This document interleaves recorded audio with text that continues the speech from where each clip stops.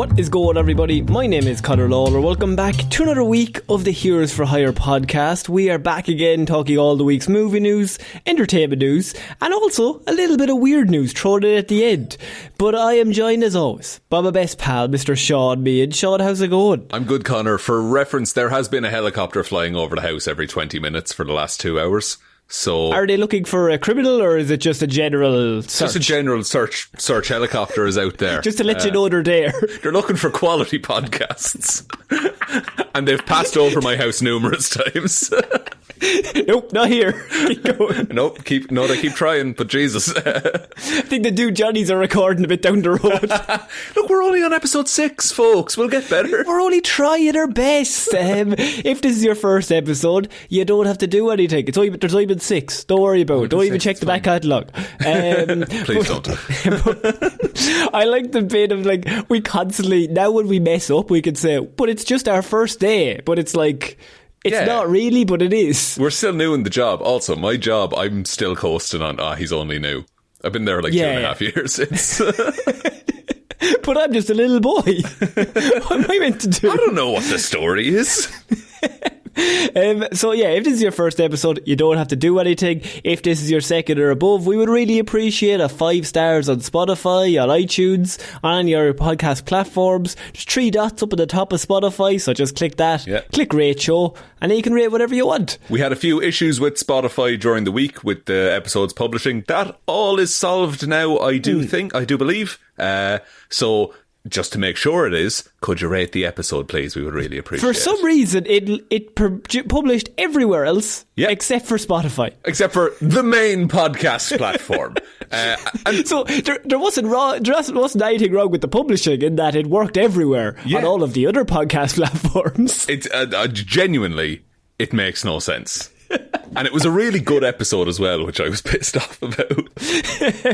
So yeah, look, also we did a review, or we did a Hero Zero on The Fiddler 2 weeks ago. Hell yeah, we did. And I mean, I think it's important to realise that Hero Zeros, they're still coming out. There's hundreds of them. So if you have a favourite comic book character, you can go back and listen to any of them. Yeah. You want to hear Craven for the 3rd time? Go back to the last episode, okay? Exactly. Let me tell you, I didn't want to pitch Craven again. But Shaun, we're going to start off this week with a bit of movie news. There's actually been quite a bit in the last few days. Yeah, quite a bit to talk about. So I think the one place I'd like to start is with Superman, because we are going to start off the movie news section of the show with the new Superman suit that has been revealed in some weird published photo that's kind of strange. Okay.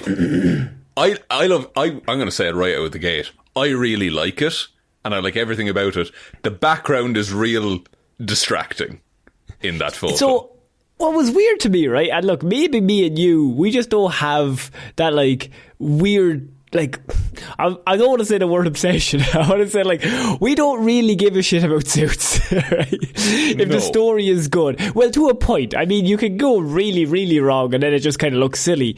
But like, in and about is good enough for me, really. Like, I think costume designers these days are pretty good by and by. So whatever suit they come out with, I'm sure it works in the story. Yeah, so a lot of people, however, had a lot of mixed feelings on this post. So if you haven't seen it, this is James Gunn's upcoming Superman movie, and they did the whole thing where they released what our Superman David Cornsweet will be wearing in the movie, and he's like doing up his boots, and it's like a real like photography kind of thing in a studio. But weirdly, they put a CGI background of a spaceship blowing up some buildings behind him, which is even weirder when you think, well, why is he only putting on his boots now? Yeah, it's a tone thing for me. I see both sides. So there's two things with that. Like, it's because it's a big epic battle happening, big fucking colourful laser in the background, and Superman just putting on his boots. If we, like, in a positive light, that shows you what kind of Superman we're going to see in this movie. But like, to me, on a macro level, I think it's hilarious that got past multiple people. Ridiculous. To be like, it had to get past so many people to be like, okay, we've got David putting on the boots. It's a lovely shot of him in the suit. It fucking looks grand. We have a window that we can literally CGI anything into the background of. What about a lovely city that's not on fire? What about just the metropolis, the Daily Planet behind him? Just kind of, I don't know, the statue. But somebody somewhere was like, what if he was really slow at stopping a fucking alien invasion? Just the idea that he's like, oh, fuck, I have to go deal with this now. He's just woken up. Yeah. Like, because I came in from work the other day and I had to call a plumber and I was like, oh, fuck. Like, that's the kind of vibe I'm feeling with that. And it's just funny because there was no need. He didn't have to do that. I think there's two changes I would make. I love the suit. I like the high collar on it. I actually very much, I like the suit as well. I know a lot of people didn't like the suit, but I really like this. Yeah, a lot of people are saying like, oh, there's wrinkles. It's like, yeah, it's a real fucking suit. Like the Andrew Garfield Spider-Man suit had wrinkles and everyone fucking loved that. The one thing I would do if I was announcing this, if I was paid millions by DC, if I had a job, my two other alternatives for this is, one, it's the same thing he's putting on his boots, but he's like sitting on the porch in Smallville. Just do anything else. Or same suit, he's after taking a cat out of a tree. I think that does the same vibe for what this is going for. It's just weird that it's a big laser, because I don't want a big laser in the first movie. You know what? I just started laughing. Because it was one of those where I looked at the phone and I was like, oh, Jesus, that suit is actually not bad. I kind of like it. Yeah. And at the same time, it's a photo, so we haven't seen it in real life, but I'm assuming it'll probably look good. Be different. Yeah. So I'm like, okay, this could be good. It's not terrible. He's also, the suit is in green and white, so they've nailed the blue and red. Yeah. It's got the big S, got the red cape, got the trunks and the red boots. I mean, at that point, I'm like, cool. We've kind of nailed a lot of it, and also it's slightly updated, because they kind of perfected the Superman look in the 1970s. So they're just kind of altering that. That Christopher Reeve suit is fucking phenomenal. Yeah, you can't just copy that. They tried it with Brandon Routh and didn't really work that well, but it was okay. It didn't. I've seen a lot of people being like, oh, but Ma Kent made the suit for him. It's like, not always. Like, he can make his own suit.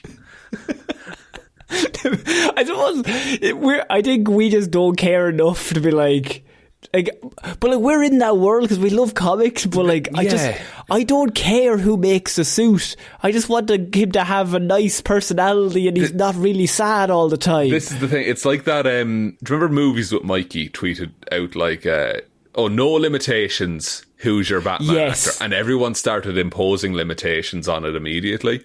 Like John Hamm came up immediately because it had to be a white guy who was like 35 with black hair. 6'2" and strong. Yeah. Yeah. But like, I think this, the same thing has happened with this, is that people have an idea of what Superman is in their head, and that's different for every person. There are through lines for every version of Superman, but you gotta trust that that it makes sense in context. Henry Cavill Superman is a wild departure from a lot of Superman in the comics, but in context in that world, he makes sense. And also, in a lot of comic books in general, not just movies, is that like a different artist comes in, draws the suit slightly differently. Yeah. I mean, who gives a shit? It's just for a different run. They do a few issues, then they'll change it to somebody else. Remember he was made of electricity that one time? It's not a big deal. Like, the Batman suit, we had Ben Affleck. Yeah. That suit, really super nice. Okay, I like that suit. Fair. But then Pattinson's suit comes in, completely different. I like that suit as well. I like both suits, and they're complete opposites, really. Yeah. They're one is very like, hey, this is comic booky. Another is like, no, this is a real Batman kind of thing. Christian Bale's suit has not held up well, I will say. No, I don't think that's great, but that's like, I mean, the main thing I could say about any of this suit talk and like all this, and like people having really deep philosophical discussions, is like the Amazing Spider-Man 2 has the best suit, I think, ever put to screen for Spider-Man. I adore it. And that movie is shit. So, Yeah. a good suit doesn't mean that you have a good movie. You can have an average suit in a fucking amazing movie, such as, The Dark Knight or Batman Begins. Exactly what we were talking about. And what I will say the about... movie makes the suit. Yes, yeah. Like, whatever world they put it in, that's all that matters. It doesn't matter about one still photo that you haven't seen it in the context of the story, which also, the suit that we do see in this photo, it's like damaged, the lighting is kind of dark and everything like that. This looks like a bright coloured Superman suit, which I'm also all about. Like, and also, David Corn sweat, massive. He's getting absolutely jacked. Got jacked. God, yeah. He's got to beat up Nicholas Hoult, so he's got to get real big. Nicholas Hoult has apparently also been hitting the gym for Lex Luthor. You know what? That's actually one of my favourite character things for Lex. I like Lex to be an absolute, like, fucking beast, because he works out non-stop, but he can, like, he'll never be Superman, but he wants to be the best of humans. Exactly. Lex could be, like, wants to be peak human, but that's never enough. And that's what's part of his psyche. He goes insane. So, look, we don't know what's going to happen in the movie. We don't know the plot of the movie. It could be alien spaceships with lasers. I kind of hope it's not, but if it is, that's fine. I hope they don't go all in on a big alien invasion. Yeah, I hope it's not like Zod or something, which, look, it's tempting to do because it's Superman Legacy, and, like, that's the title. But that's literally the last one you did. Like... I'm not saying it's a good idea. Look, to me, I think it's a complete misdirect. If I was to do it, I would put the laser in the background just to fuck with people, and then just go the complete opposite direction, because who cares? Oh yeah, I would love, like, if that's like just hey, here's a little vignette of Superman, but like it has nothing to do with the plot. I don't think it has anything to do with the plot, to be honest. No, it doesn't. I think, and people like zooming in on the image in the background, like, you're not going to learn anything. No, like, there's nothing there. I saw people being like, "Oh, it's a Green Lantern fight." No, it's fucking not. Get over yourself. And look, if it is, I want to be surprised by that. Yeah, so it's fine. Just make a movie. Just make a good one. Make Superman nice is our thing, right? Just, I don't care what the suit looks like. I don't care how many lasers. Just make Superman nice, and he wants to see the good in people. And also, Captain America, that movie Winter Soldier, have that kind of same vibe. Yeah. Where he's just like, but this is for the good of mankind, and he's always just he's the right thing. He's a Boy Scout. He's a superpowered Boy Scout. And look, if he happens to get mugged in an alley, and has to fight off the mugger, I would love that personally. But outside of that, breaks his body in two. And he just while he's breaking bones, he's like, I could do this all day. He's like, yeah, I know. I'd want to watch Captain America again, I think. We always talk about that, by the way, that like if a Captain America movie works, a Superman movie can work. They're the same. Okay, so we're moving on to our next bit of news, Shaun, and I have some good news for you because you love Lord of the Rings. I do. Okay, and you also love Andy Serkis. I do. Okay, it's all coming up together. Here we go. A new Lord of the Rings movie coming out called The Hunt for Gollum with Andy Serkis set to direct. I've never been more locked in and locked out throughout that headline. You're like sitting forward and sitting back. Yeah, because there's the thing about Lord of the Rings is that there's a bunch of stuff in the world that has not been covered in film or popular media. And a lot of that stuff is super interesting, but most of that stuff is really hard to adapt. There's a whole thing, and I think when The Hunt for Gollum, during the start of the Fellowship of the Ring, Gandalf sends Aragorn out to look for Gollum. He has a whole little hunt. He uses all of his ranger skills and everything like that to find this fucked up little hobbity creature. So I think that's what they're going for. But I don't want to see another live action Aragorn because Viggo Mortensen is the man for me. I don't think you can improve on that. And I think it's just going... So I like the idea. I like that plot line. But I don't want it in concept. Remember when you saw Joker? Yes, that exact same vibe. Yeah, I love the world and the characters. I don't want to see this. Yeah, it's a very strange one. I mean, to me, it kind of feels like well, it doesn't just feel. It's a massive cash grab, I think. Massive cash grab. Because Rings of Power fucking cash flopped. grabby. Like you did the three of them, right? You did the trilogy, and you fucking nailed it. Yeah, 1, 2, out of the 3, park. Perfect. Out of the park. Very often, that does not happen, right? You did 3 from a book and fucking nailed it, right? So then you did The Hobbit. And that's where I was kind of like, wait, okay, 3 movies for 1 book. That's which is thinner than all of the other books. That's a bit iffy, but okay, we'll let you off. And The Hobbit, not good. Yeah, I think The Hobbit loses a lot of steam due to the fact that it's really stretching that book out. There's a lot of fillers in those 3 Hobbit movies. And so now it's one of those where Andy Serkis coming back, obviously a legend in this world. We also, me and Orla rewatched all of the Planet of the Apes movies. Fucking hell, Andy Serkis is running. He's amazing. He's amazing at everything. And it's so funny now that he's now just a director. He's moved kind of into that world a lot more. He did the last Venom, but I mean, he couldn't save that, but nobody could. What can you do? So I mean, if you were to get anyone to direct a movie based off Gollum, I suppose Andy Serkis is the man to do it. Yeah, if there's anyone who understands the character, it's Andy Serkis, because he basically he made the modern interpretation of Gollum. Also, he does all of the audiobooks for The Lord of the Rings on Audible, and they're fantastic. Also, Peter Jackson is down to produce the project. Cool. Anytime someone's attached as a producer, I'm like, okay, how much input are we talking? I suppose with Peter Jackson, though, I think it probably will be a little bit of input, just due to the fact that I think he can't go back into this world without them asking his opinion, or him probably giving his opinion. I think he needs to have a hand in it somehow, because I assume it's in the same continuity. It's not just this weird, Rings of Power isn't attached to the Lord of the Rings movies or anything like that. Yeah. Now they talk about they did a press release and they were like, we want to honour Tolkien's literary vision. We're honoured that the grandchildren and children have agreed to do this movie and 2 new films. They also obviously they have the Rings of Power on Amazon Prime. Most expensive show ever made that nobody watched.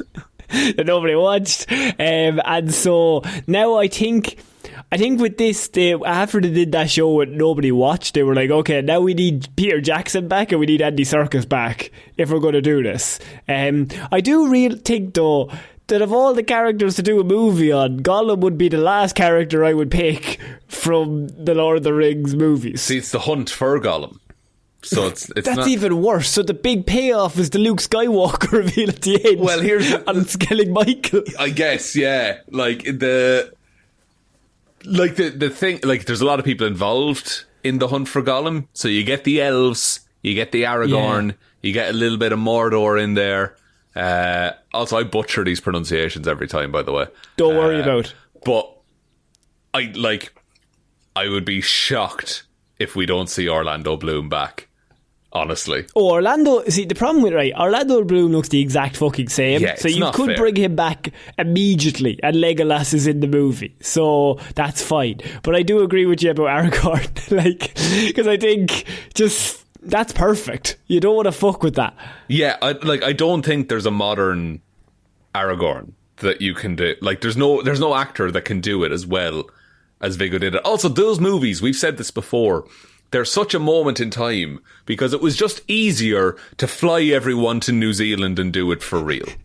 Yeah. They just built it all and they just flew everyone there and then they just did it there. Yeah, and so everyone looks tired and sweaty and covered in dirt because they were. That's what they are. That's good. Let's fuck them up.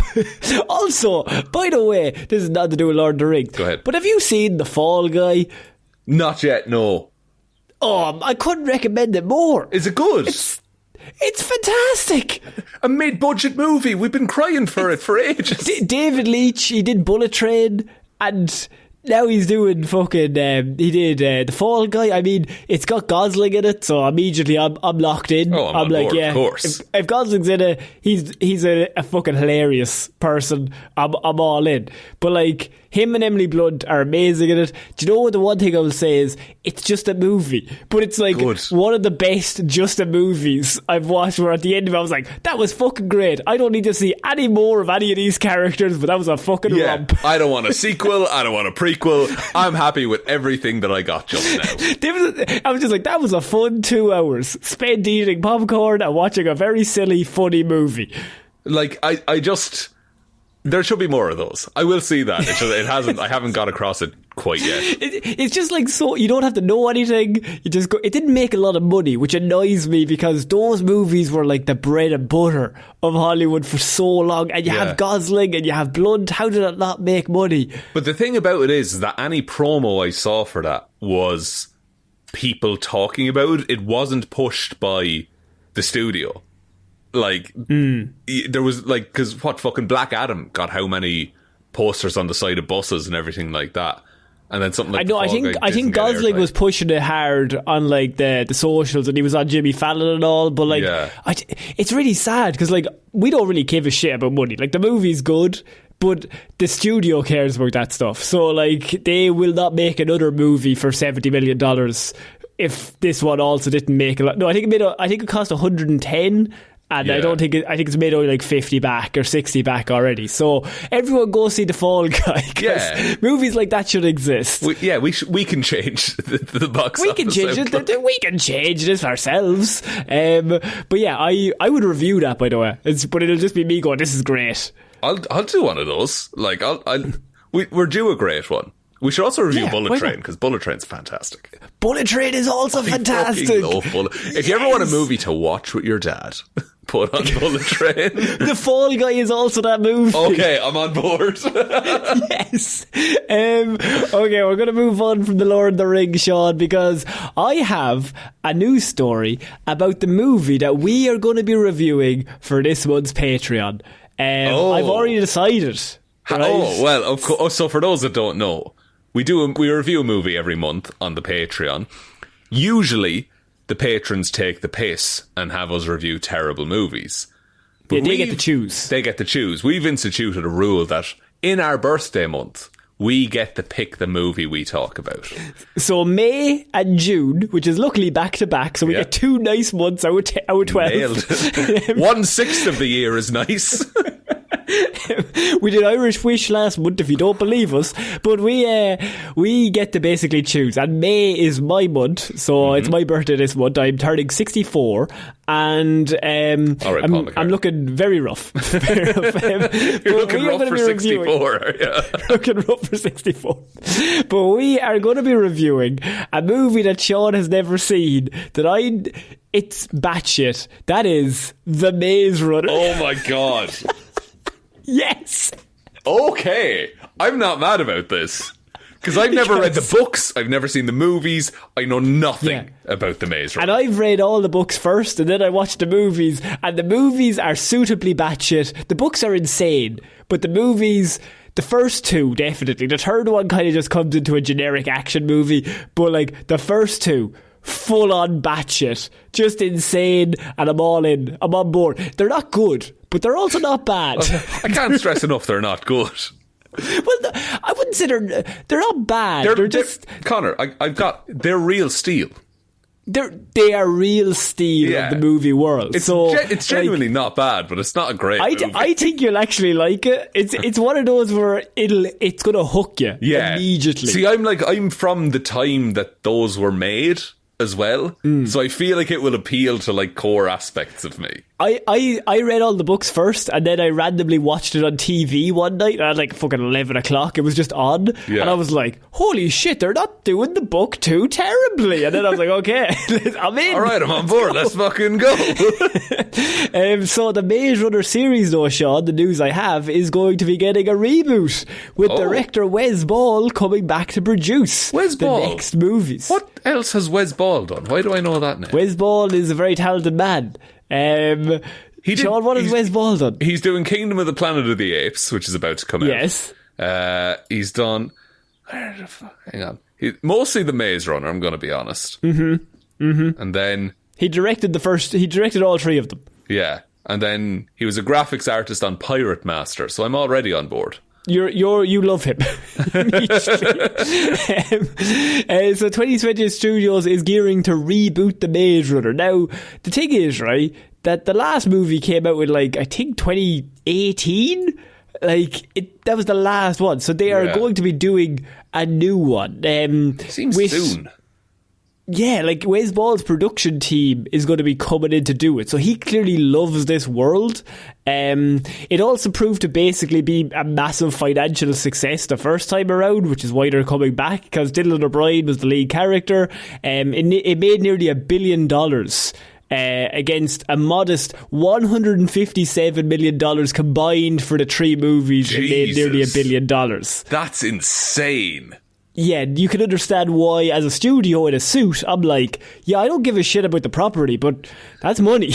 Yeah, no, totally. But like, it's like, so they're getting the director of the original three to remake the series. The director of the original three is coming back as a producer, very similar to the Lord of the Rings story that we just covered. Right, no original ideas in Hollywood, ladies and gentlemen. Exactly. Now, it also kind of shows, now maybe he wanted to do this, but the young adult genre, I feel like, is like, it was very big in 2012 to 2003 to 2014. The Twilight and the Hunger Games and stuff, and then it was like, let's just do the next one, whatever. Like, let's do a Divergent.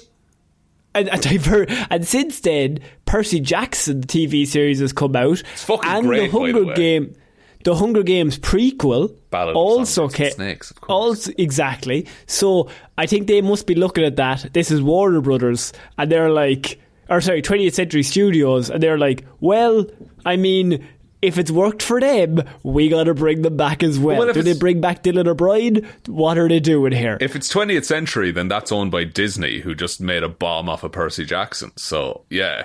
Makes sense. Like, let's just do it again, folks. Oh, we also forgot Chronicles of Narnia. That's being done by Greta Gerwig. Oh, yeah. That's for Netflix, isn't it? Netflix, yeah. So nobody there will make any money. Of course. Ew. No, they had a strike. It's fine now. Somebody had the thing of like HBO Max being like, oh, we're going to have Disney Plus and we're going to have like Apple TV and everything on one thing. And someone's like, they very cleverly got rid of cable, then brought back cable, but like they don't have to pay anybody now. But look, you can also just Google Watch X fucking Reddit, and then you'll get all the links you need, folks. Sorry, no, I don't do it. Sorry, that's outrageous. That's my character, Scumbag Shaun. He's always in fucking character. I'm the Daniel Day-Lewis of movie piracy, really. Just fully. It's only our 6th episode, but every one of them so far. They also say that it might be a carry-on rather than a remake. So how do you feel there's story left to tell after the end? With no spoilers, of course, but it's very hard to without spoilers. I mean, yes and no. Does he not get out really. Of the maze? Is it a real maze or like a maze in like your spirit? Like, I'm sorry, I cannot reveal. The point of those movies is you're meant to know nothing, and then they absolutely mess with your brain. I'm genuinely really excited to watch this. It's going to be great. I can't wait for your reaction. So, Shaun, are you excited about this new idea or no? As a man who hasn't seen the originals. As a man who hasn't seen them or read them. Shaun, are you excited for a movie to come out? Yeah, but I pitched it. I did a real long pitch. You said it's weird and it's better if you know nothing. Yeah, but like, are you excited about seeing more of it? I'm excited to talk about the originals with you on Patreon, Connor. That's not an answer, but I don't know if Dylan O'Brien will come back. He's doing well now, isn't he? Like he's doing very well. He's doing great. I think he should have been bigger though. I always think when I look at him, I'm like, Dylan, you should have been like fucking the Brad Pitt. Yeah, it feels like he was primed to like get like a Pattinson kind of career arc. I think he got stuck in Maze Runner for too long. He was in Bumblebee, Love and Monsters. He's not been in big things. But he's so good. Just put him in more stuff. Oh, he's a good actor, I'm sure. He comes up for Spider-Man a lot. He comes up for Spider-Man and Nightwing all the time. Yeah, they're always like, oh, we're casting a new person. And then like he'll be like 40 and they'll be like, oh, we need a young Nightwing. What about Dylan O'Brien? He's 32. He'd be a decent Johnny Storm. Yeah. I think he'd do a decent. Give him somebody, anybody. He deserves that money. Yeah. Okay. Give him Wonder Woman. Let's do it. We'll all run it. We're getting Fall Guy going. We're getting Dylan O'Brien work. I mean, look, we can do everything for episode this week. 6 of a podcast. I think we're doing pretty good, folks. We've really hit our stride. So, Shaun, we're moving on to our next piece of news, and it's our final piece of movie news for the week. Okay. I say we skip this one. I don't think there's much to talk about. Marvel's Fantastic Four has finally cast its villain. Say hello to your Galactus, Shaun. That's right. Galactus is going to be the big villain, played by Ralph Ineson. Yeah. Who, look, I'm going to say the guy from The Office, but that's a bit harsh. He's a very talented actor. Very talented actor. Really fucking good voice. I didn't even think about casting the voice first and then doing Galactus later. Like, someone said it's bad casting because he's not 750 feet tall and doesn't eat planets, which true. is I agree with that. Yeah, you did say that as well. I think this is fucking great. I think this is such a good pick for Galactus. You think? Have you seen The Green Knight? No. Okay, he plays the Green Knight, and he's like in heavy prosthetics, but he just has this voice that like you're simultaneously like really entranced by him and also quite scared of him. And that should be Galactus. He should be a terrifying just creature, force of nature kind of thing. Someone had the clip at the end of the Eternals when one of the Celestials shows up out of the sky. Yeah, I know his name. Why? Arishem is the judge. He's the judge of all this. But why do you know that? I can't drive, but I have that information in my head. Haven't spoken to my family in weeks. But no, I don't like the idea of Galactus being in the movie at all, but it seems like pretty good casting to just, as you said, to get the voice going, have that creepiness factor. Galactus should probably... I suppose the reason why I don't like Galactus in a Fantastic Four movie, even though he's one of the most famous Fantastic Four villains other than Doom, is just that I think he's kind of world breaking in that he's the villain that should immediately just beat the shit out of all of them and just eat the planet, but somehow he always loses, and I'm always just like, how? You're like, it should be over. You're not wrong. That, like, in our world, yes, but there's a very like select series of rules that Galactus, like he has the Herald and he announces them, and then Fantastic Four gets time to prepare. But like Galactus showed up in like fucking issue 5 of the Fantastic Four comics or something like that, and they introduced the Ultimate Nullifier, which I think is your favourite weapon in Marvel Comics. It's a weapon that can do literally anything that they do nothing with. Yes, and then they never use it, and they get it from the Watcher. And like, there's just like, it's very convoluted how they defeat him. You know what? Respect the Fantastic Four though. They immediately came in and broke all story components that you would ever do in a long-term storytelling. In that we immediately introduce a character that can never lose, who eats planets, and we immediately introduce a weapon that can never ever lose any battle that it's ever in. But we also can't use that every story. So we need the heroes to be in peril, so they need to kind of just like get rid of it. Yeah, I think the thing with the nullifier is like if you don't have strong will, it'll kill you. I think is the but that's essentially the snap that they did. I like the cojones. I just think that's some real struggle of like, let's just introduce shit that'll break the universe. Who gives a fuck? Yeah, and like I think how do I say this? Having Galactus as the first villain in a Fantastic Four movie, it doesn't not make sense because he's incredibly tied to those characters. True. And also, we're just off the back of Thanos being like the biggest, like the strongest card in the deck for Marvel villains. And then Kang's pretty much just gone now. I think they just solved all of that off screen. I think Kang has vanished. He's vanished in NDAs. Yeah. So I think just introducing, hey, here's a real big villain, and just we'll fight him. I think that's not the worst move. And then, I think we said this before, when they inevitably introduce Doom is now a bigger threat.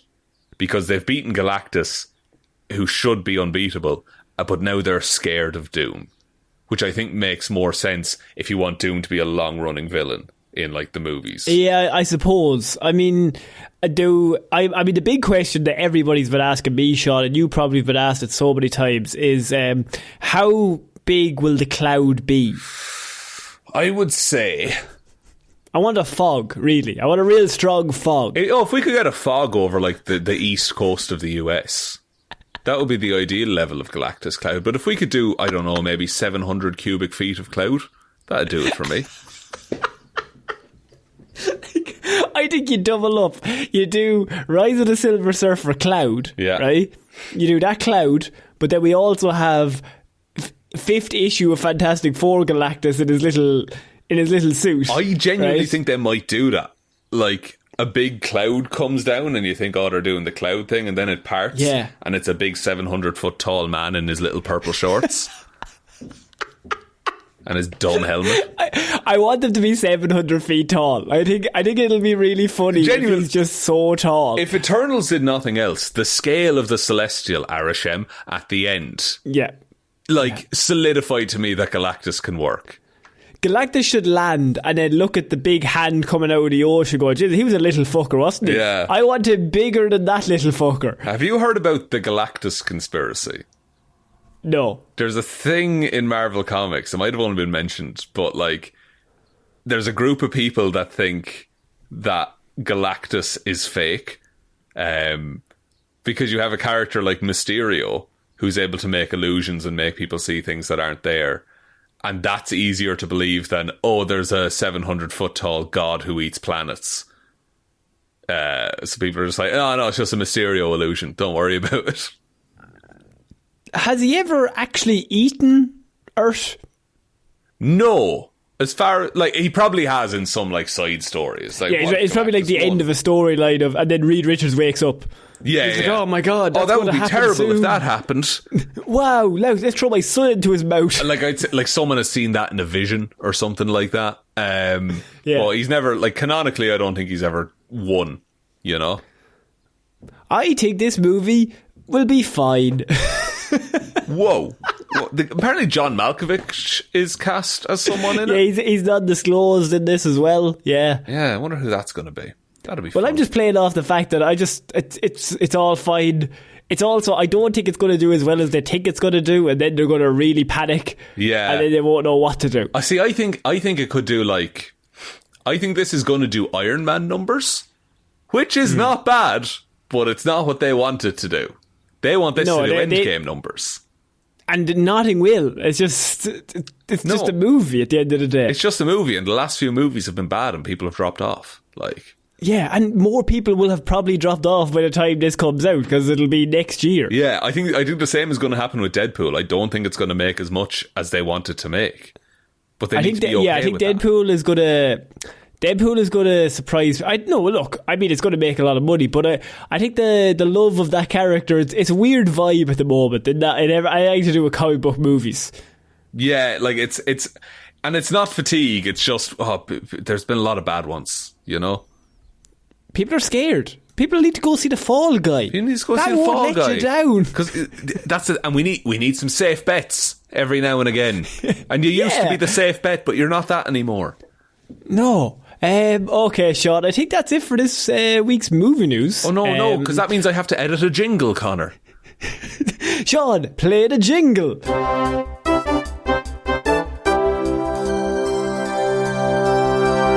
Wow, what a jingle. It's amazing. Better every week, yeah. I actually heard the jingle for the first time this week. because What you think I obviously don't listen to the show because I'm on the show, but I then actively clicked onto it because we were having the Spotify issue, and I was like, okay, I'm gonna listen to the jingle, and I'll give my opinion of it's grand. It's fine, isn't it? It's non-intrusive. It doesn't insist upon itself. I don't have good nor bad thoughts. It's a jingle. To be fair to everyone, listeners, or to be fair to Shaun, he did say I will include a jingle, and he has backed that up, and he has done it, and I respect it. And look, we're too far in now, and the jingle is saved in the template, I'll be honest. So remember the very early on when we had that really serious intro? So yeah, it was like definitely not Batman the Animated Series, but basically Batman the Animated Series. It was like super fucking serious, like and then we'd go, "What's going on, everybody?" It's like we're too silly for this. We are not intelligent enough to have this. So Shaun, we are going to start off the weird news section of the show. If you just skipped to this part, by the way, in the time, we have like a little timestamp down below. If you just arrived here, you didn't want to listen to movie news, welcome. 5-star on Spotify, all that shit. But, all that nonsense.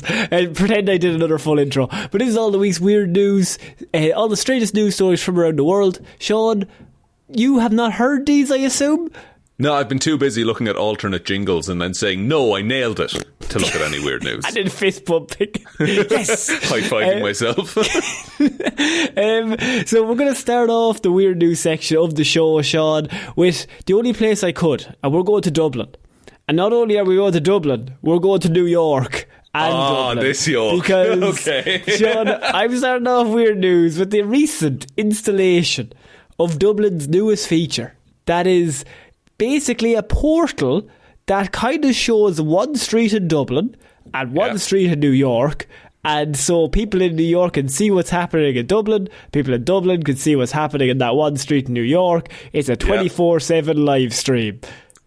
I don't know what street it is in New York, but it's Talbot Street in Dublin. And so this was installed, and the reason why we're going to talk about it in weird news is, Shaun, my question to you is, how long did it take for the first person to pull down their trousers and show their arse to the camera? If it's not minutes, what are we doing as a country? I think it was 3 hours. It's embarrassing, honestly. Every Irish person's response to this portal being unveiled was, that's going to get ruined, isn't it? Yeah, just like it's intended to mark Dublin as the European City of Smart Tourism 2024. Shaun, what do you think about that? We've often said, by all means, come to Ireland. Yeah, don't go to Dublin though.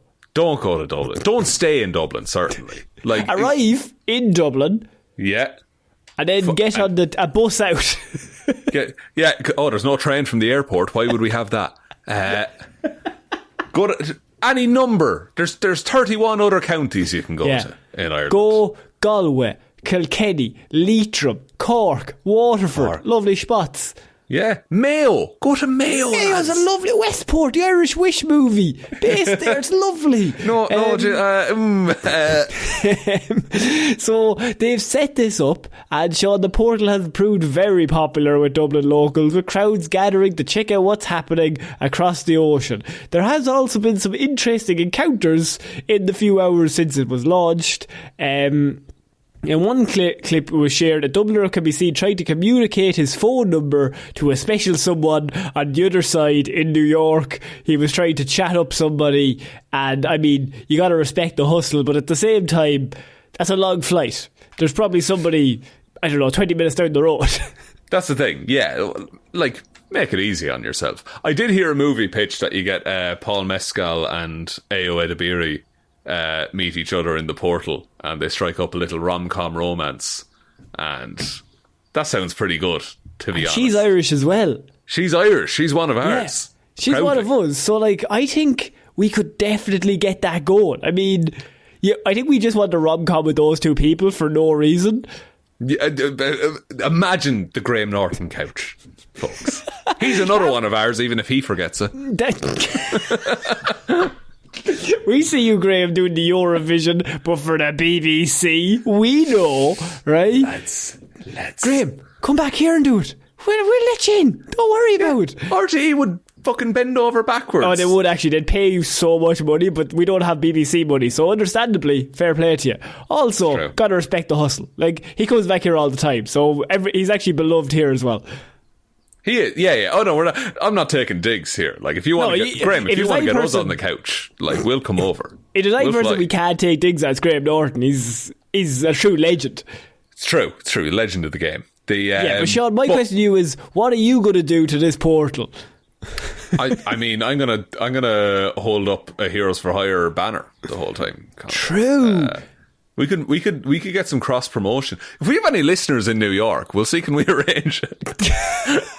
We'll do a meet and greet. It'll be great. We'll do a meet and greet over the portal. So you have to have a specific time and a specific day, and then we just like elbow our way up to the front of the queue. So if you're currently in New York, let us know. And we'll turn up, and Shaun will turn up, I assume. I'm not going, but Shaun will go, and he'll wave. No, I'm going to the New York one, and you're going to go to the Ireland one, and we'll do a podcast like that. Ultimately just seeing each other, like, it's a waste of time. And money. Don't forget the money. I know what he looks like. Why am I looking at him? It's a nice idea, but I don't think we can be trusted. How long will we give it? A week, maybe. A week? Like, it's about to be, like, for reference, the weekend that just went there was, like, the first sunny weekend in Ireland. Like, the things that New Yorkers will have seen in Dublin when the sun is out. How many topless men have they seen? So many. So many. But, like, I'm not talking, like, Miami Beach topless men. I'm talking, like, the whitest, most translucent people you've ever seen that are just kind of walking around. And also, they're a fan of a Guinness, is all I'm going to say. They're about 45 to 50. With that. And the minute it gets over 16 degrees, shirt off, fucking going down. You know? I saw a man commit to the top off too early, and then it started raining. That's my favourite. But I like when you I really enjoy when you see them coming down the street and they have the t-shirt around their neck. It reveals that they left with the shirt and then very quickly went, no. I'm walking into town. I need a shirt off. I cannot go another yard with this shirt on. The shirt simply must be off. Yes. But then more insane is when you see them without the shirt around the neck, because that means they left the house being like, it's not a day for the shirt in Ireland. Yeah. And also, like, you're going to be going inside, surely. You're going to be going into shops and stuff. Like, I've gone to hot places on holiday and I've worn a shirt because I'm like, well, unless I'm in the beach or something, it's fine. Yeah, I'll do shirt off at the beach. But, like, if even a vest, a tank top, that's surely. Anything. A Heroes for Hire merch. Available, heroesforhire.ie/shop. That is true, actually. There is a whole shop there if you want to do that. They're real good, actually. They're quite there's good stuff over there, guys. You can have a top that says Little Dicky. No context. Don't even worry about it. Wear that in public. Refuse to answer questions. Wear that in public. No shorts. That's how you really go about it. Wow, that's a psychotic. And I'm assuming socks and shoes. Socks and dress shoes. Socks and flip-flops. Oh, nice. So, no, Crocs, socks. I've been thinking about getting Crocs, honestly. What are you talking about? Just for around the house, I think it'll be handy. Just walk around in your socks, man. I do walk around in my socks, but sometimes... Are you a man for a slipper? I do like a slipper. Do you know you give me heavy bathrobe vibes, or... No, I bought a bathrobe online and it's like the thinnest thing in the world, and I wore it once and Orla started calling me Sean San, and it was like, this is appropriation. I just get very heavy bathrobe vibes from you, and I don't know why. You strike me as a man. I'd love to be a bathrobe guy. I don't have that kind of style.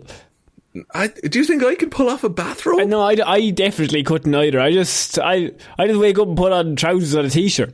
Yeah. I'm a big, around the house, I'm a big, like, tracksuit and tank top kind of move. Tank top around the house? I'll do a tank top around the house. Bold call. Bold strategy. It's a warm house. We're the second floor, so heat rises. All day, every day, sweating around, no need. Fucking Aaron Jumper, all weathers. Hold up.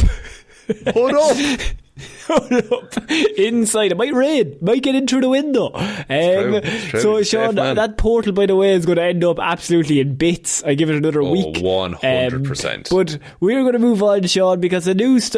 This is not really a Shaun Solves, but I found a story that was sent into a newspaper about something that I found really amusing, and that is, there was a movie a few years ago, otherwise known as Tag, that involved Jake Johnson and Jeremy Renner. Do you remember when Jeremy Renner fell off all the chairs and broke both of his arms? I do. That was also on... Was that on regular news or weird news? We talked about that. That was on movie news. I'm pretty positive. I mean, this is episode 6. We've never talked about that. Sorry, no, we've never actually talked before. But just also, Jeremy Renner obviously had that horrible accident last year with the snowplow thing. But a few, like 2018, 2017, that movie came out, and he ran up a load of stairs at a stunt, fell and broke both of his arms, and had to stop filming for 6 months. So Jeremy's not a lucky man, is what I would say. But the concept of that movie was the fact that there was a game of tag amongst all of these friends. That went on for years. For years, yeah. But what I recently came across was an addition to one of a local newspaper in which a hometown of Longreach has been playing an annual month-long game of tag. The rules are simple. You can't get the butcher back, meaning you can't re-tag the person who has tagged you. You also can't tag your spouse or partner. Interesting. Okay. What about family? Can you tag family? Maybe family. So what happened was the journalist in this is from the town, right? Never got involved in the game of tag before. There's a group chat where tags are posted, sometimes with a video, so everyone knows who is it at that given moment. The person who is it on the last day of the month at 11:59 p.m. loses the game. And gets shot. Their whole family death penalty, but then they have to watch. The bloodline. They survive, right? But other than that, it's open season, and sometimes things get a little bit out of hand, right? So some of the more epic tags that this journalist came across was a player being tagged while waiting in an emergency with a bad back, a family whose electricity was turned off at the switch box, so the tagger could sneak into the house under the cover of darkness. Jesus, that's just a crime. A prospective target running out of a restaurant mid-meal never to return, and someone hiding in a friend's ensuite for hours until they returned home from work. People also get chased out of the town supermarket, and a junior sporting referee was also interrupted mid-match, all in pursuit of a tag. Mid-match? Yeah. Jesus. I mean, but everyone's cool with it. This is small town shit, man. Nobody has been harmed in the game. That's obviously gotten out of hand. It's also a very small town where the tag players are all friends, hiding in an ensuite for someone to return home. It's not nearly as disturbing as it sounds, as they all know each other. Now, the journalist at this point said, for whatever reason, I'd never joined the tag game. But during last year's game, under doctor's orders, I decided to play. The doctor told you to? So I was sitting in my GP's office when I was confronted with a shocking realisation. The usual questions were asked: exercise, diet, alcohol consumption, too much of some, not enough of the other. Then what I didn't expect: what do you do for fun? So couldn't answer it. Didn't really have an answer. Had a very conventional life. Middle-aged, mid-career mother of 3 living in middle Australia. While I know I'm exceptionally fortunate, sometimes it can feel a little, boring. Not a lot of fun going on. Get into a lot of the personal life of the author here. Very, very much delving into it, right? But the real reason is the doctor said that they need to go to the small town and join the game of tag. What? That's not a prescription. Like, there's other. This isn't like the fix-all cure. She explains that she once drove 1,200 kilometres to tag a player who had moved to Longreach 1,200 kilometres away. See, now it's getting kind of culty. Like, now it's like, oh, you have to do all of this. Like, is it not limited to within the town? But I think the town is Longreach. Sorry, so she drove the 12. She's a blow-in playing this game. No, I think she's originally from there and moved away, and then drove 1,200 kilometres back. Right, and so the doctor was called Tim Driscoll, who's definitely Irish somewhere along the way. Big time. Mental health specialist, and says that moments of fun and connection are critical. So his idea of fun is getting people to join this game of tag. So Shaun, my question to you is: once I came across this story, all I could think of was, will this work in Ireland? Could this work? No, there would be, there will be enough people who don't want to be in it, that, like, who just don't want any smoke, who don't want any, like, interactions with other people. Yeah. But then other people would force it upon them, and then it would devolve into little family feuds. Like, would you join? Honestly, yes. I think you would be a psychotic tagger. I think you would like fully delve into it. Like, you'd pop up with like the predator stuff on each cheek. I think so. I did a zombie walk one time in town. What's a zombie walk? It's where you have you're walking around. There's like a bunch of people playing across the town, and you have like bandanas or handkerchiefs in your belt loop. And if you have that, that means you're not infected, and there's one zombie. And the more, if you lose your bandana, you become infected, and you just have to keep taking bandanas off people. What? That sounds great. It was rad. There used to be a zombie festival in town. It was wild. How long did it go on for? The game? Yeah. It was across like 6 hours on a Saturday. I think it was like 12 till 6 or something. The terror. Honestly, if you were the last one. Yeah. And like as the game goes on, I never made it that far, to be honest, because me and my friends just walked around. You were always first out. No. I heroically hid it until the disease took me. But like the longer it went on, it was like you would be like, oh, we got to survive here, and then you like go to secluded places. Are you allowed to bring like maybe, I don't know, a big pipe? Maybe like a crowbar or something? It's a non-contact game of zombie. What if a zombie comes at me though? What if I get a bit scared? It's not real. Like, break their legs, break their kneecaps. Zombie can't chase. You start torturing people. You start going 28 days later on everyone. And what if, has there ever been any turncoats? So like people start taking other people's bandanas?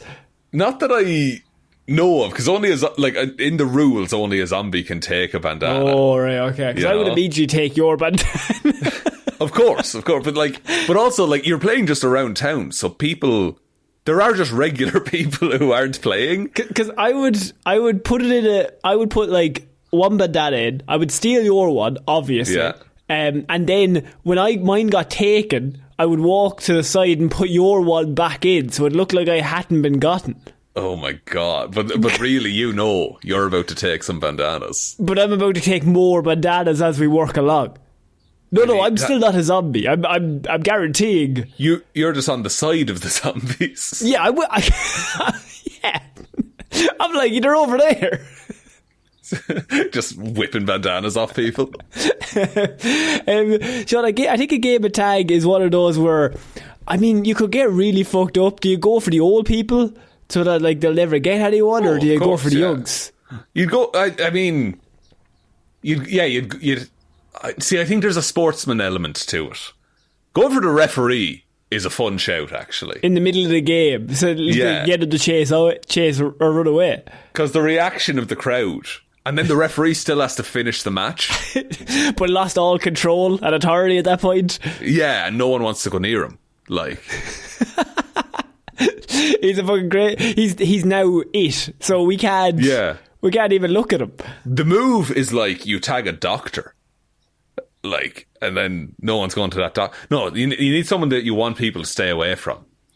You tag like a groom on his wedding day.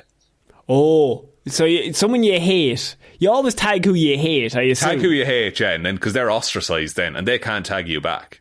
Yeah, exactly. So you get one, unless they like tag someone they know, and then they tell them to tag you back, and then it becomes a family feud, is what we were talking about. Yeah, tag like your boss, and then like your boss can't say anything to you for ages. Don't talk to me. No, you can't look at me, man. You can't. Be gone from me. Be gone from me, witch.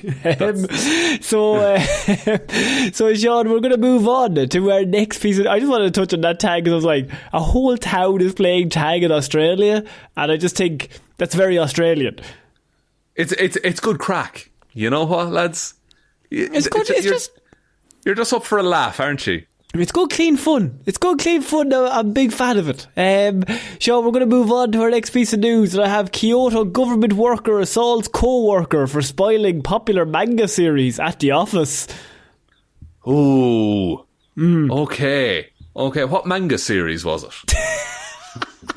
The manga he was spoiling was Oshi no Ko. Oshi no Ko? Yeah. I've heard it's good. So apparently a manager at the Uji branch found one of his subordinates' conduct so inexcusable, so utterly reprehensible that he felt compelled to put a stop to it as quickly as possible. So the manager is a man in his 50s and the guy who was attacked was a guy in his 20s. And what happened was, basically the boss said, this happened last month, 2 months ago, I should say. The subordinate began talking about the series, latest developments in the office. According to the investigators, the manager looked at him and said, "I don't like spoilers." But the young whippersnapper Shaun did not stop. It's also unclear if he said he doesn't like spoilers before or after flying into the rage, so we don't know if it was like a parting shot or beforehand. But basically, the guy starts rambling away, starts giving away spoilers in the office. The manager immediately goes into a rage, and in its own words, he grabbed him by the chest and began trying to kick him. Jesus Christ. Trying to kick him. I'd wager you could kick someone fairly easily. Now, the man is completely unharmed. No injuries happened to the subordinate, but he did file a report with the police. But he basically got grabbed and got shaken around the place for giving away spoilers. So my question to you, Shaun, is in your workplace, what spoiler could somebody give to cause you to say, alright, that's fucking it, Kung Fu's coming out? I remember, in school when Breaking Bad was finishing. I remember spoilers being people would be threatened with spoilers. I'll tell you how it'll end or something like that. Oh, yeah. Yeah. Same with Game of Thrones, when that was going on. But I would never resort to violence. I would just be like, here, shut up. Don't. Leave me alone. Shut up. I don't. If I was off the internet when Endgame was coming out because I didn't want to know anything. A workplace is weird though, because I think in school, if someone says you're okay, you're a shithead, but this is a very school environment. Yeah. But office is you're meant to be professional, but sometimes your co-workers just are really super annoying. So you have to be oh, that's really annoying that you've said that, but I can't say go fuck yourself. See, what my secret is noise cancelling headphones in the office and don't talk to anyone. Clever. That's respect that move. I actually do the same. I'm a man for just headphones in. I'm not bothering you. You don't bother me. I'm there to work, okay? I have enough friends. Leave me alone. I have no friends. I'm happy enough with that number. Leave me alone. Fair enough, the dude was I don't like spoilers. And then I guess he couldn't just move away from his desk. It becomes funnier when you realise the boss is 50-something and the guy who got attacked is 20-something. So the boss is no, I'm taking him on. This is obviously a logical next step. Do you want to hear the plot of Oshinoko? Please. It follows a gynecologist and his recently deceased patient who were reborn as twins to a famous Japanese pop idol. And they navigate the highs and lows of the country's entertainment industry as they grow together through their lives. If you spoil this on me, this is kind of starting to sound like spoilers. And in my head, it'd be really funny if the guy jumped in through your window right now and just started attacking you. I know. I'm just scrolling to the end. Fuck it. Who dies? I just want to know who dies. There's a controversy. What the fuck? No. No. Okay, well, we're not going to give that away. Touches on some heavy topics. Heavy topics. Right. Not conducive to comedy, let's be honest. Keep it light. No. Shaun, I think the closest I ever came to this was I watched, my love for the Netflix series The Night Agent. I do know your love for Netflix. It's The Night Agent. It just a ridiculous love of a show that doesn't deserve that kind of love. It's a show that's about 7 out of 10, but I was all in. I gave it 10 out of 10. I was in the right mood. I watched like 6 episodes in a row and I'm like, this is dumb fun, but I'm really enjoying it. And at the end of it, I was like, that was fucking great. I'll never watch it again, but those 10 episodes I was like, fucking fantastic. Yeah, that's the perfect, like sometimes you need a 7 out of 10 that just has like... And then I went into the office and there was a guy there, one of the guys on my team, and they were all having the chats. I had my headphones in, and then all I could hear, the music stopped, and all I could hear was, did you watch that Night Agent? So predictable. Oh my God, it was terrible. Fucking hell. What and the fuck? Inside, I've actually never felt rage like it. I was like, no, you're wrong. This 7 out of 10 property is good. Did you take out your headphones and defend it, or did you just get didn't say a word? Just yeah. Why would you? I'm not getting into it. Right? I'm not. It was the one comment that I remember in my head. Like, he could have literally said my mother was a prick, and I would have been less offended than if he was like, okay, hang on, don't come at Not Night Night Agent. Not my Night Agent, right? Attack my mother, attack my family, attack everyone I know and love, but do not come for the Night Agent. Would be more like, at least you can kind of go, fuck off if he says something about somebody else. But Shaun, is there a show that is... My question to you is there a show that is average, that if somebody said they didn't like it, you would get mad? That I would get mad about? It can't be good. So it can't be like Breaking Bad, which is like, someone says, they don't like you. You're like, well, you're clearly wrong. It has to be a show that's like, it could probably be bad, but like you just really like it. It seems like an easy answer, but there's a series called Black Sails, and it's a prequel to Treasure Island. It's like 4 seasons, and I think it's quite good. And if I said to you, I watched all 4 seasons and it's fucking shit, I'd be like, that's right. It's not shit. Like it might not be perfect, but it's definitely not shit. Everybody has that one thing that's like a mediocre property that you know is not the best. It's not The Sopranos. It's not the Breaking Bad, but you'll defend it to the hilt. You're like, this is good. And look, Black Sails, executive produced Michael Bay. You know? Oh fuck, that's good. That is good. You know what I mean? That bit of pirate mayhem. If someone said The Maze Runner was bad, I'd be like, yeah, that's fair enough. But also, I mean, it's fucking great, right? Yeah. To be honest, that's the thing. It's like, it's not shit. It's just shit for you. Like, it's not shit for me. You didn't watch it right. You probably just didn't get it. You just didn't get it. It's very, very smart. Cerebral for you. He's an agent. He works at night. It's very good. You're really selling it here, but speaking of Netflix, Shaun, Young Justice. He texted me about this off the mic. Like, it's not even a bit. I actually got text by former host of the show, Cottle, because he messaged me and he said, tell Shaun Young Justice is on Netflix. And so I looked that up, and Young Justice, all 3 seasons, is now on Netflix. 3 seasons though? Like, is that not a lot? I could pick it for my end of month if I'm not going to do Maze Runner, actually. No, you can't. Think about that's taking the piss here. What's that, 10 episodes a season? 25. Fuck, what are we doing here? They're only 20 minutes. No. That's still so many. Here's what I'm going to say to you. That's 24 hours of content. X-Men 97, right? That's coming out. They're all 20 minutes. That's animated. You're not better than animation. That's what you're saying, I think. So, I mean, all I'll say is Young Justice, Season 1. Give it a go. When are we recording next? Next week. Okay. I will try to watch an episode. Watch the first episode. It's on All right. Netflix.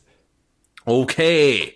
And then the issue is, right, that season 1 is like good, and then season 2 is like one of the best seasons of television ever. But it's very hard for me to pitch season 2 if you haven't watched season 1. Right, and I haven't watched season 1, as you well. True. Watch the first episode. That's all I ask. I'll give you the first episode. All right. Yay! Not tonight. I can't do it tonight, and I can't do it tomorrow, and I can't do it the day after.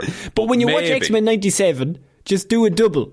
Watch that, and then They're watch different Young apps. Justice. I gotta switch apps. You're an idiot. Okay, we're finishing off. We're finishing off this week, Shaun, with I have Man Carves Catch Me If You Can invite on police car. Did they catch him? They did. Of course. A man has arrested after allegedly etching his own name and "Catch Me If You Can" into the sheriff's office police car. Bit of a Carrie Underwood, this fella. No, nothing. No. Oh, okay. The police received reports of property damage that had occurred on Southwest First Street. They received reports, but it's their car. So surely the people in the car were like, hey guys, I'm receiving a report. They were walking around. Upon arriving at the scene, officers discovered a marked BSO vehicle with significant damage to the driver's side hood. The report shows that the damage included a medium-sized hole etched with "The name is Enderlin Leons. Catch me if you can." Wait, they gave their full name? Yes. What a fucking dope. Apparently inflicted with a metal tool. Witnesses described the suspect, unsurprisingly, later identified as Enderlin Leons, of Margate. He was about 6 feet tall, and he was last seen wearing a cream-coloured shirt.